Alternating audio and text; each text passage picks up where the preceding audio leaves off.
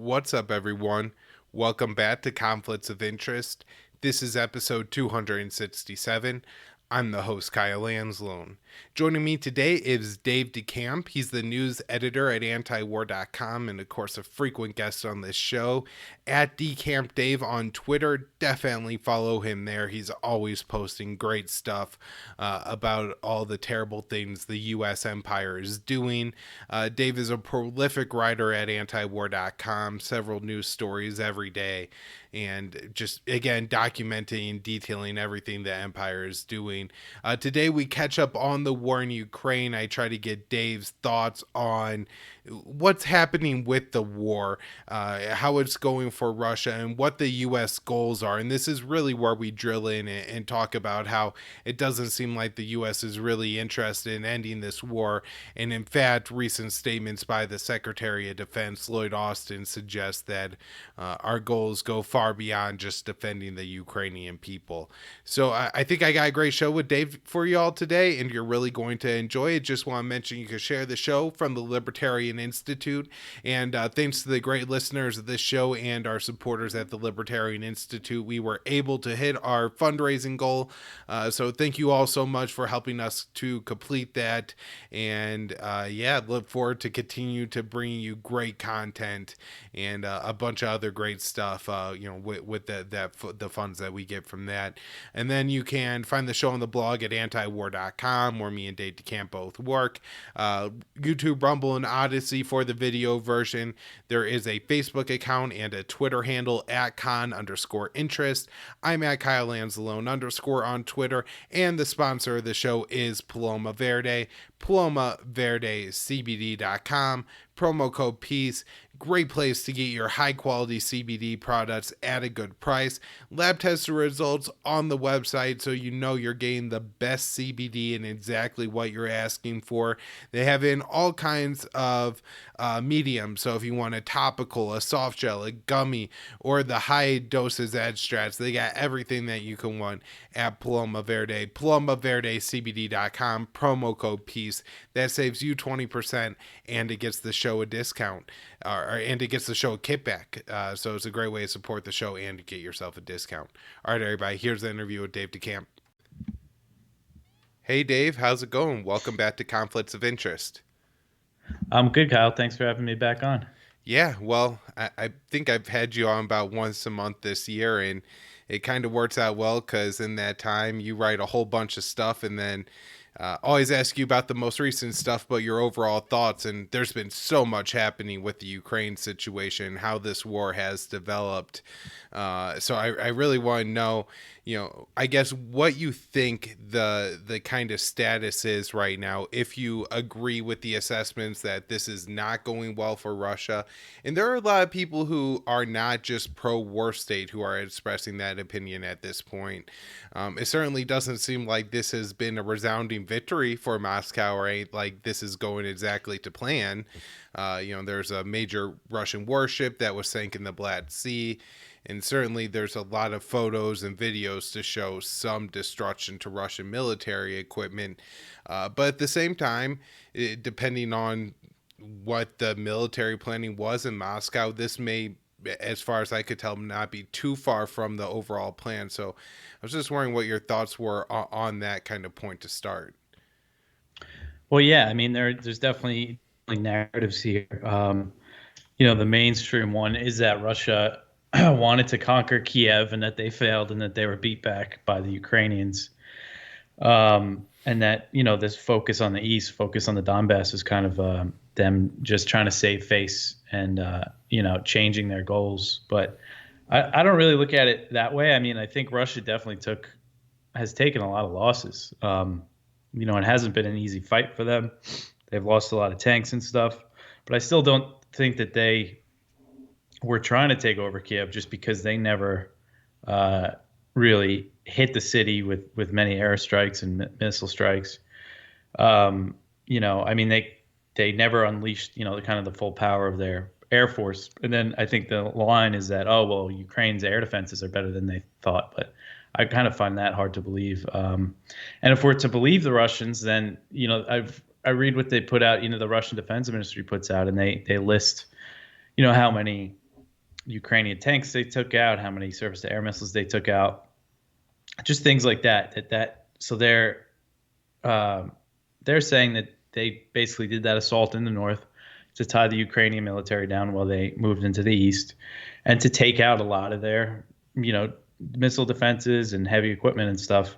And I think that's, believable.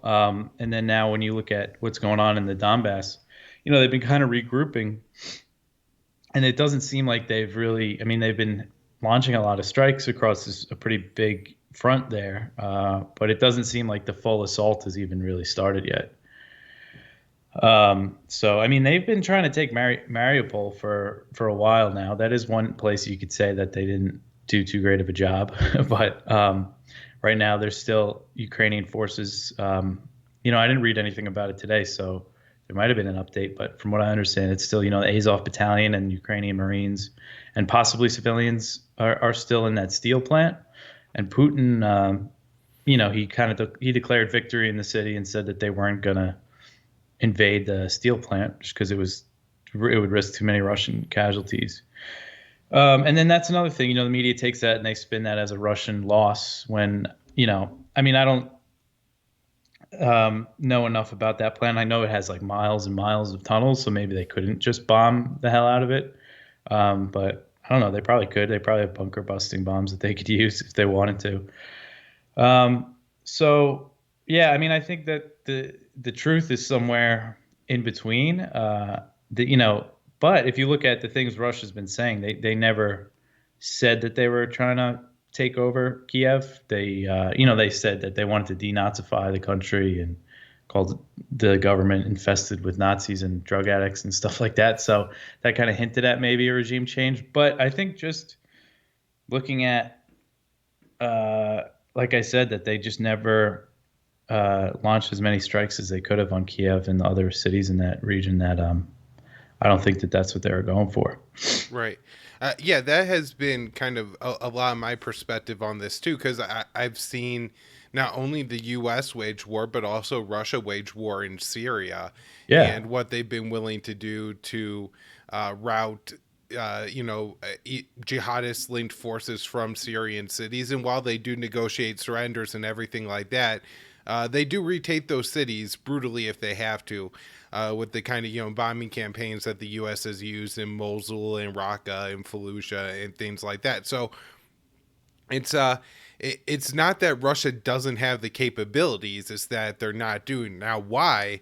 I guess could mean a matter of things. I guess my thought would be that if Russia wanted to take Kiev and met resistance, that they would just escalate force until they took Kiev, because I think that's what the U.S. would do. But maybe there's something wrong in my assessment there, and Russia is unwilling to launch a major bombing campaign, so they were trying to take Kiev with just the tanks and soldiers and things like that, and that got turned around. But that also is different than the Ukrainian army stopped all of the Russian army from taking Kiev, because it was something of a limited offensive. Now, initially my thoughts were that Russia was going to take the Donbass and then probably all of Ukraine's coastline, the Sea of Azov and the Black Sea. And we had a statement from a Russian military commander, a deputy acting military commander. So not exactly the highest ranking official or anything like that. Probably not somebody who's having brunch with Putin or anything. And, but he did indicate that the U.S. could take Ukraine's entire Black Sea coast all the way to Moldova. And so I guess I can't imagine a situation, though, where if that's what Russia wanted to do, then they would have moved on Ukraine first and taken some territory and taken out major air defense systems and military bases. They destroyed major fuel reserves. And then I had an article yesterday for the Libertarian Institute about how they targeted some of the railway infrastructure. And now it looks like they're trying to take out some weapon shipments and things like that. But I don't know. What do you think about that? That this was really Russia's initial plan, was that they were just going to take the Donbass, and then, as we've seen now, definitely the Sea of Azov coastline. That's essentially a Russian lake that's all surrounded by Russian territory at this point, which I guess will prevent any future Kerch Strait incidents. But then the Black Sea coastline as well. So, what about that, Dave?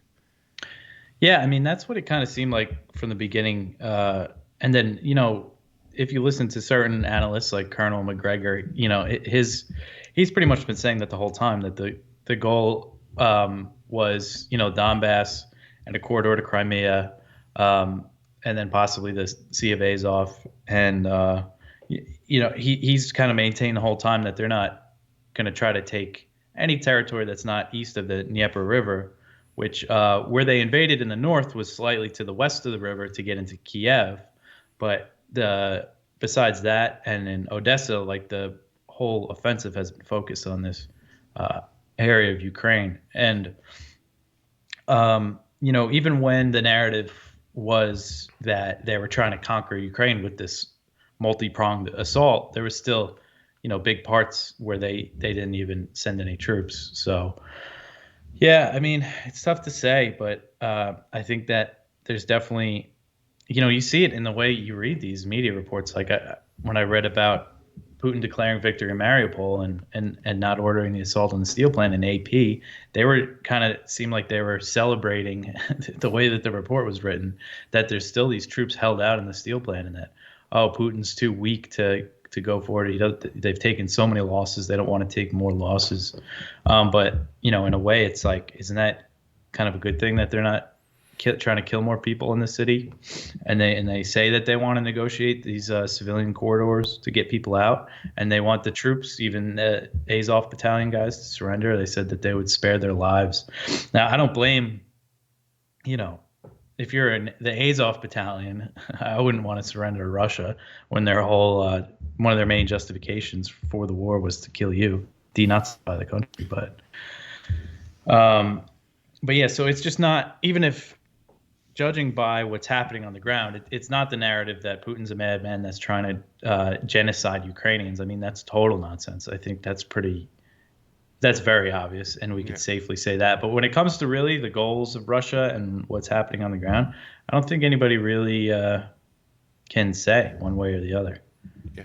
Well, that's not what U.S. officials are saying, like Antony Blinken when he was recently in Kiev.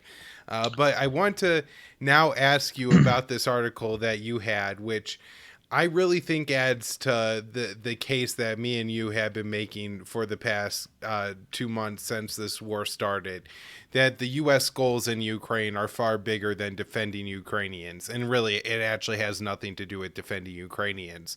And so here you write up something that Lloyd Austin said, and I believe he actually made this statement in Poland right after visiting Kiev. They took a train out of Poland, and then he did a presser there and was asked about the U.S. goals. And he mentioned first that, defending Ukrainian sovereignty, but went on to say that he wants Russia to be weakened. So, Dave, what's happening here?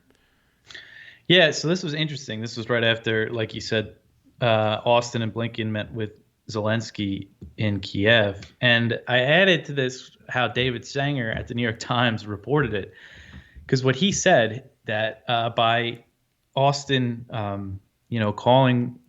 declaring that one of the American goals was for Russia to be weakened, he said it was acknowledging a shift. This is how Sanger worded it: a shift in the U.S. view of defending Ukraine, of how the war is about defending Ukraine, to now it's more about pitting Washington and Moscow like directly against each other. Now, the way I've looked at it is that that's kind of what it's been the whole time. I mean, since 2014, since the U.S. backed the ousting of Yanukovych. But it was interesting to see the New York Times kind of say that. And so but they've also kind of been saying this the whole time. It was just, but this is definitely significant. The Secretary of Defense saying that they want to weaken Russia. And also in that New York Times report, because you heard Blinken and Austin, they're saying, yeah, Ukraine can win. They can win this if they get the right equipment. Sources, I think it was Biden administration officials, told the New York Times that this was also a new kind of shift in rhetoric that the U.S. decided with its close allies. You think the U.K. probably and other NATO members like that they're going to start speaking, optimistically about Ukraine's chances in the war as it shifts to the Donbass, even though that's where Russia has the advantage. And they say this is to give them a better hand in negotiations, more leverage over Russia. But as they've showed us, Blinken and NATO, most NATO members, with the exception of a few, that they're not interested in ending this in a diplomatic solution, at all. So I think by them now saying, yeah, Ukraine's going to win this in the East here, that's just gives them more justification to send in weapons and heavy equipment, which you saw today. Germany says that they're sending tanks now. This just keeps escalating. I mean, it's $3.7 billion now that the Biden administration has given Ukraine, so they want to keep sending that. They have to act like Ukraine has a chance of winning. And now the thing you wrote up yesterday about how Russia's starting to target the railroad and supply lines, and they're saying that they're hitting these Western arms shipments.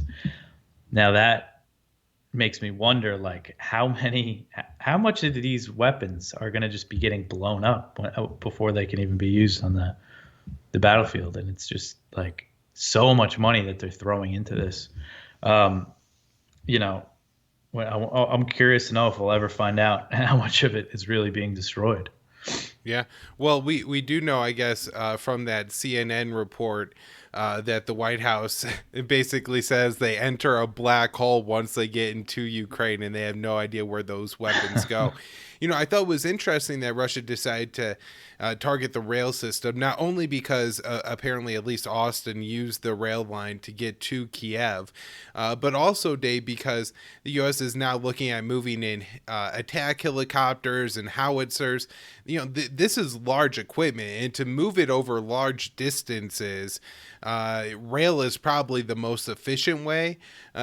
Moving it over land, maybe by haulers and things like that. But these howitzers are huge, and so maybe they even need special military vehicles to transport them and things like that. So taking out railways and bridges could be a way that Russia prevents or slows the weapons, at least, from reaching the battlefield. I mean, Ukraine is a very large country, and so if you screw up the logistics and transportation system, my guess was you could really slow how long it takes those weapons to get into the battlefield in the Donbass particularly. Now so it was noted in the Political article, Dave, that Russia really hasn't yet attacked the weapon shipments. And I wasn't so sure that was true. And I wanted to ask your take on that. I know there was the International Training and Peacekeeping Center, I think is the Orwellian name they gave that military base that's between Lviv and the Polish border. I don't know, what are your thoughts on Russia targeting the military supplies? And then I'll add in here, I saw this morning the UK defense minister confirmed that the US was at least the UK was greenlighting Ukraine using the weapons to attack Russia offensively inside Russia. Yeah. So when it comes to them hitting the weapon shipments, I'm not sure if they were actually hitting them as they're coming into the country, or if they were hitting convoys of trucks that had these weapons. I don't remember the Russians ever saying that, but like you said, that base in the west there where the U.S. and NATO had trained Ukrainian troops before, it would make sense. That was pretty close to Poland. That base was stockpiling a lot of these weapons. When I think it was Slovakia sent in that S-300 missile defense system. I think it was just one. Russia then said that they destroyed one at a hangar outside of Lviv.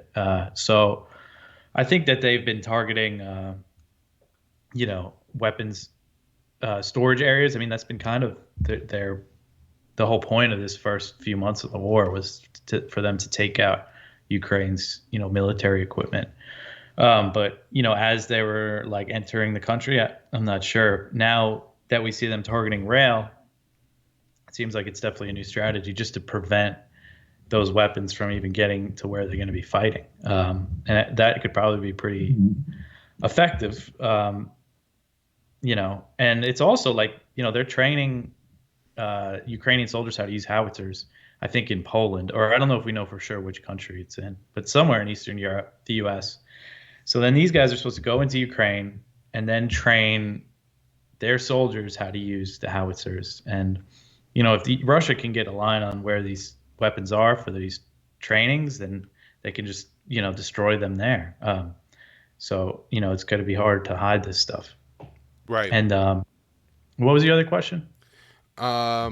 I think that was the main. About the British defense minister mentioning the weapons could be used offensively to attack Russia. Oh yeah. I mean, that's just another we keep seeing these escalations, these things that they kind of said that they would avoid. I mean, them saying that, yeah, and we know now that there's British special forces inside Ukraine helping train Ukrainian forces use anti-tank missiles that the British provided them. So by saying that, I mean, aren't you putting a target on their back? Like at what point is Russia going to kind of go to the next level? And if they know where these British special forces are and they say they hit them, then what? I mean, it's just getting really escalatory and it's getting scary. I mean, the U.S. has said openly that they're giving them intelligence to attack Russia inside Ukraine, but not Russian territory. Now it's just another escalation, and at some point, Russia, might really hit back. Yeah. Yeah, I think that's the biggest concern. Now, I saw the Russian Foreign Minister Sergei Lavrov said yesterday, I believe, that this was a proxy war between Russia and the West, and so, I mean, that does seem to be the case. I mean, would you say the West is a belligerent in this war? At the very least, the U.S., U.K., Poland. I guess would be like the three most aggressive. Like to say NATO in general is maybe wrong just because Turkey is clearly not a party to this conflict and they are mediating. But other than Turkey and Hungary, it's essentially the whole alliance with moderate different levels of enthusiasm in like Paris and Yeah. different states. But yeah. Yeah, I mean, it's tough to say, like, what do you consider a co-belligerent in the war? But it's definitely a proxy war. I mean, there's no arguing that the U.S. is funding a proxy war against Russia. Now they're saying, openly, it's because they want to weaken Russia. And, that comes with all the sanctions, economic sanctions. If you're in Russia, the U.S. is waging some sort of war on your country. That's what it would look like to us if any of this was happening. You remember how much people freaked out about that Russian bounty story that they paid the Taliban bounties to kill American troops, which turned out to be just based on, nothing really. But how much everybody freaked out about that, how that got picked up. Now look what we're doing openly to them. Yeah, they're in the view from Moscow is, that the U.S. is leading a global war against you. Right. And so, Dave, you've reported on some new weapons. First, the Phoenix Ghost drones that have already apparently been developed and deployed. So, what details do you have on that? And then you have a news story out today that says the Pentagon asked the arms industry for new weapons for Ukraine. So, what are we talking about with these potential new weapons? Yeah, so in one of the latest weapons packages for Ukraine, which I'm having trouble keeping track of them now, but I think it was the last $800 million one. Yes. They said that they included these Phoenix Ghost drones and that were developed specifically for Ukraine, but the Pentagon didn't really give any details on them. They just said that they're similar in capability to the Switchblade drones that they've been sending, which they're launched out of a tube and they're called kamikaze drones because they basically act like bombs. They explode and that's that. Single use.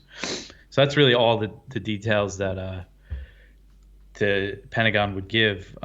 So yeah, it was just kind of interesting to see that now they're making weapons specifically for Ukraine, and then. And this was on Friday that the Pentagon, they posted a contract on the government website where they contractors make bids and stuff. actually posted a request for information. It's different than asking for bids.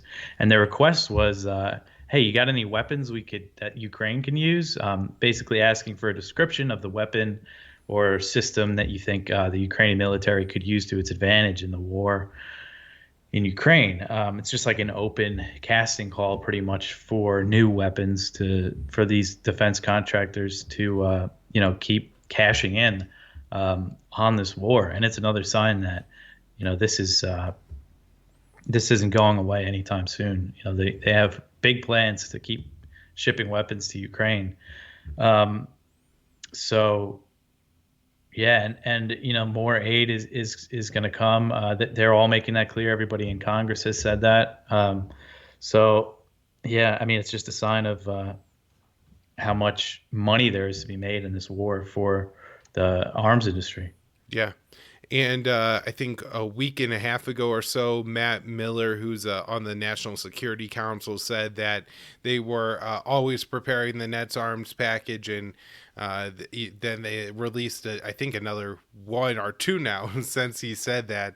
It's been an absurd amount of money just over the past couple of weeks. It's been like $2.3 billion. And I also noticed this clever kind of thing that they're doing with the most recent package, where not only are they giving arms to Ukraine, and so that's where you get the 3.7 billion, but there's also like 300 to 400 million dollars in there for arms for NATO states that have given weapons to Ukraine. And so I saw in the Washington Post that Chris Coons, who's a senator and he's been traveling a lot, said that one of the things he wants Congress to do is authorize some kind of legislation that, at least for the Eastern European partners, any weapons they send to Ukraine, the U.S. would replace them.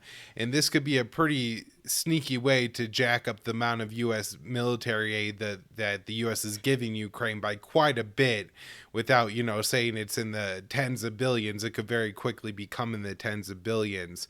And so yeah, like you said, this is a huge boon for the arms industry, Dave.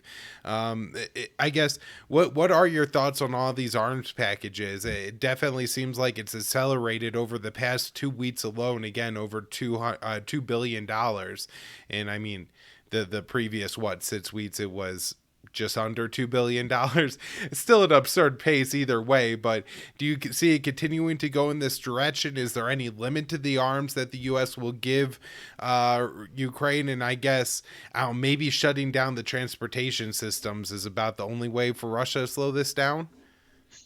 Yeah, that's what it seems like. With these, one aspect of this is that the U.S. is using its own stockpiles, and they're running out of Stinger and Javelin missiles.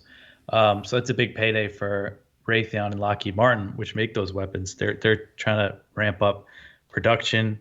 But yeah, based on them just looking for information on new weapons for Ukraine, it shows that I don't think this is slowing down at all, even if they do deplete their stockpiles, because they're already planning to make new weapons specifically for the war. And then you mentioned the NATO members that are giving arms to Ukraine. The U.S. weapons makers are going to make money off them. And it's not just the arms that they're sending to Ukraine. They're all also, Germany especially, significantly increasing their military spending. They have plans to make more permanent bases in the Baltic states for the U.S. to go in and out of. And with all those bases, there's going to be more. They're going to want more Patriot batteries and things like that, and warplanes. So, yeah, I mean, this is just a total boon for them, and I don't see it slowing down at all. And even as the Pentagon is still saying that they're going to be focused on China and building up in Asia, it looks like we're going to be seeing this type of military buildup in both theaters now. Yeah. So, well, Dave, a bunch of good news here. No, let's mention here real quick that it looks like Finland and Sweden will be joining NATO pretty quickly. This you wrote up yesterday at antiwar.com. Initially, I think over the past couple of weeks, I've been saying that the NATO officials and U.S. officials are saying that they're expecting it to come in June, but now as soon as May. So I guess. Do you see it coming within the next couple of weeks in May, being question one? And then question two, as far as you're aware, there's no hang-ups within NATO. Nobody's going to say no to it or anything like that. Yeah, I mean, so this is based on, media reports in Finland and Sweden. They both, cited government sources saying that because they wanted to, do it together, Finland and Sweden, and they've been in talks about it.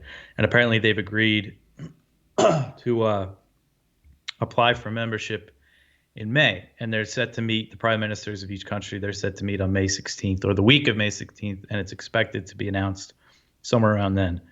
It's not totally confirmed, but it does seem like it's coming pretty soon. And, Stoltenberg has said that he thinks they can quickly join once they apply. He doesn't see any members having an objection. I do wonder about like Turkey and Hungary, and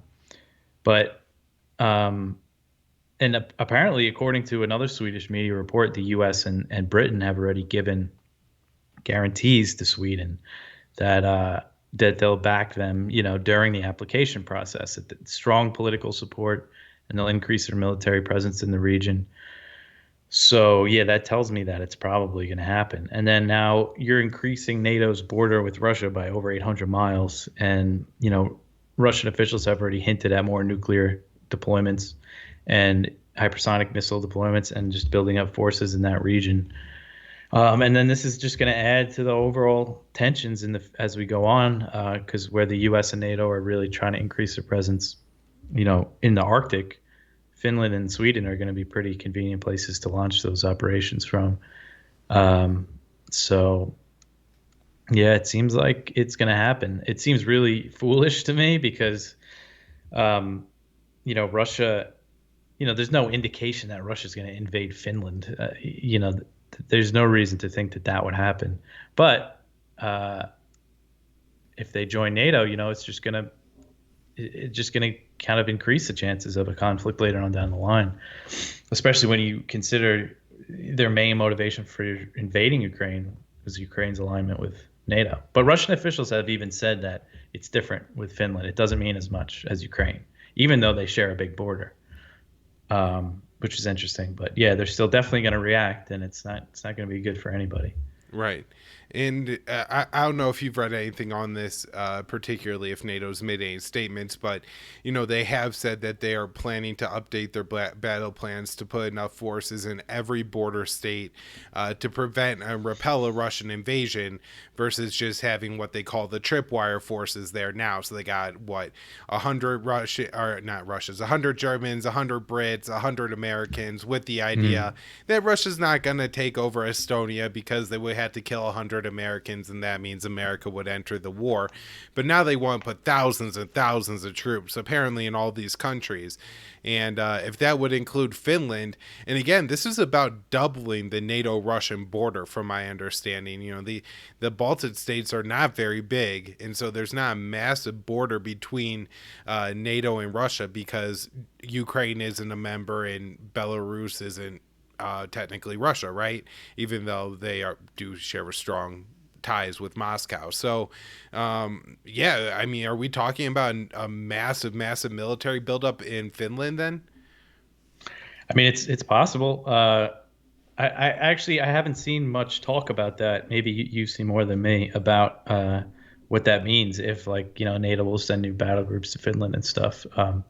But I kind of just assume so because that's what all the talk now is about, building up their eastern flank, and Stoltenberg saying that each member has to be prepared for massive increases in spending and massive increases in troops deployments. So that's the direction I think it would go if they do join. Yeah.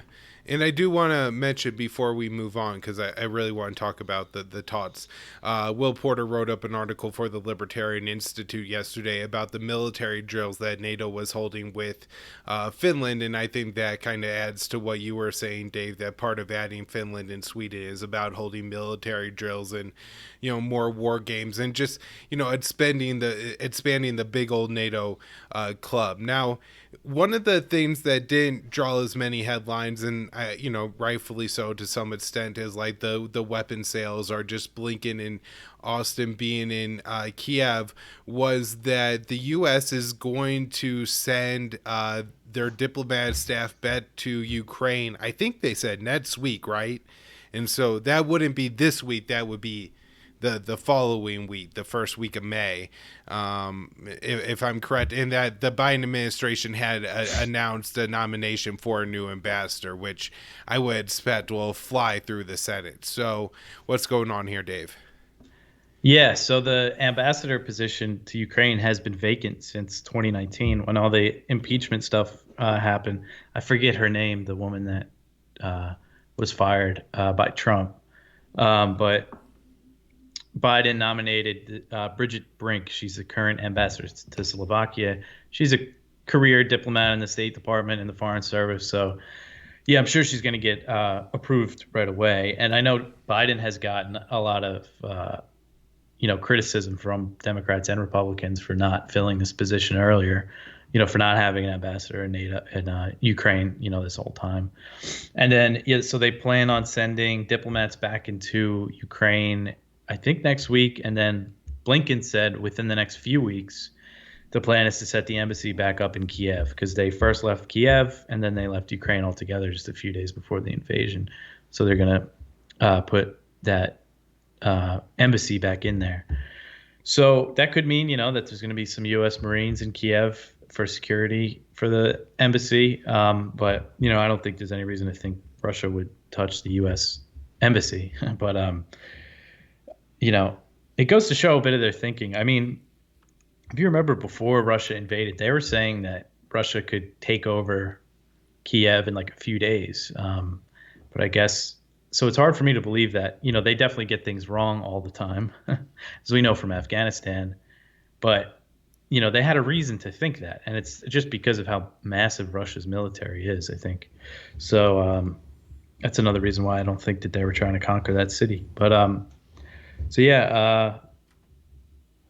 the embassy should be back soon, it seems like. Yeah. So one thing that you had written up last week, Dave, was that the Russian ambassador to Washington had said that the embassy was under blockade. And then he made this statement again this past week because of the bank accounts being frozen by Bank of America. So they can't even buy gas or pay their utility bills, having trouble making payroll and everything like that. And my concern here is the Russian ambassador to the U.S. can secure meetings with Biden administration officials, and it doesn't seem like there's a whole lot of communication going on between the two sides. To my understanding, there still hasn't been any direct State Department to Foreign Ministry meetings, even lower than Blinken and Lavrov. The talks have been mediated through Turkey or Israel or, other parties, but in no way the United States.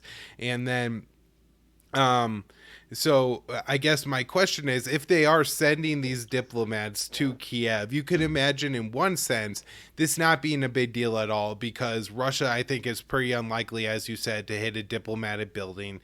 I think there'd be bigger repercussions to that.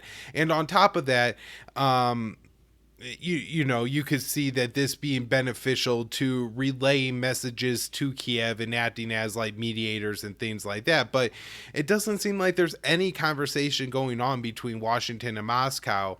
And so it seems like this could lead to a real miscommunication, misunderstanding type situation where people die that don't need to die, which is a tragedy, but also then the retaliation and reaction from that gets to the point where this gets into a very, very, very dangerous and nuclear situation very quick. Yeah, I mean, one of the reasons why I didn't think we were going to see like a full-scale Russian invasion of Ukraine and all this happen was because how much, Russian and US officials were talking in the months leading up to it. I mean, it seemed like almost every week there was a high-level meeting. And the US didn't take Russia's concern seriously, which is why, this all happened. But yeah, I mean, if the Russian ambassador in Washington, just can't even get anybody on the phone, anybody at a significantly high level on the phone, I mean, that's a really bad sign. Now, it's not like lines are completely cut. I mean, like you said, we haven't seen any high level meetings. There is lower level stuff. So I think if right now, if something happened, say Russia hit a NATO ship in the Black Sea or something, or let's just say something that could spiral into like a serious escalation. I still think that there's enough lines and enough sense that they would, get on the phone quickly and probably be able to end it. But as we go on and there's less communication and they could eventually expel the Russian ambassador, or Moscow might just bring him back because he's not able to do anything in Washington. So what's the point of him being there? And then that's, we're going to get into these dangerous situations. I know that they have the militaries have like a emergency communication line. It's also lower level, but at least, that's something. But yeah, I mean, you got to imagine there's all these NATO spy planes and stuff flying around near Ukraine and over the Black Sea. So it's definitely risks of escalation everywhere around there. Yeah. And I guess this is where I wanted to wrap up, Dave, but I really think it is the biggest and the most important question is, what is the U.S. doing about diplomacy? And the past two times that we've talked about this, I think we've more or less said that it seems that America is stifling diplomacy rather than encouraging it. And it seems like we're only going more in that direction. I read a couple recent articles from Foreign Affairs, one from Richard Haas, where he says basically that there should be Kiev's goals in the war and American goals for ending the war, and that America should only support the American goals for ending the war.